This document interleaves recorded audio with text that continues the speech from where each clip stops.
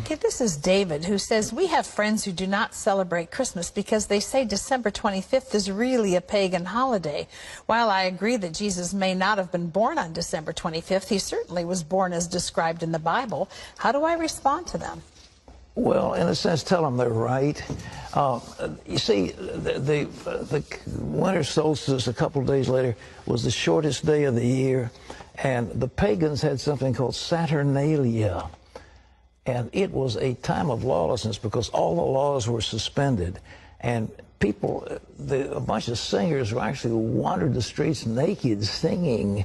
And then they had orgies, sexual orgies. It was a mass thing.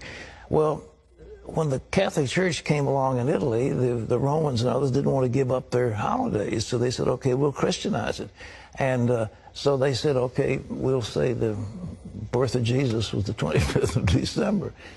And then there was a monk who began to add it up. You see, if you read in Luke, it says there's a census taken when Quirinius was governor and so forth and so on. And they could take those leaders and figure the exact time dating from the foundation of Rome.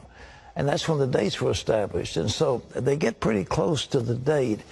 But to say it's the 25th, shepherds were out abiding in the field. It gets a little cold at night. I mean, were they out there in the middle of winter?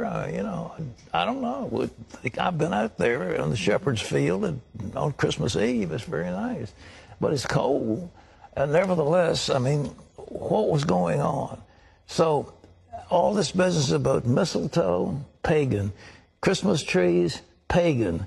Giving out gifts, pagan. Every bit of it is pagan. Every single bit of it is pagan. We've Christianized it all. And so that's good. And so we have time. We celebrate for Jesus. Everybody gets all misty-eyed. But the truth is, they're all pagan. But the birth of Jesus. But the intent of the heart is what it's about. Exactly. So we have Christianized all these things. We give gifts in the name of Jesus. We celebrate his birthday. And it's a nice thing. And so I'm very delighted. And I like Christmas. But I tell you, the best Christmas I ever spent in all of my life, my best Christmas, all of my life, was spent in Jerusalem when we had no Christmas ornaments, none of this stocking, none of this, you know, all this stuff.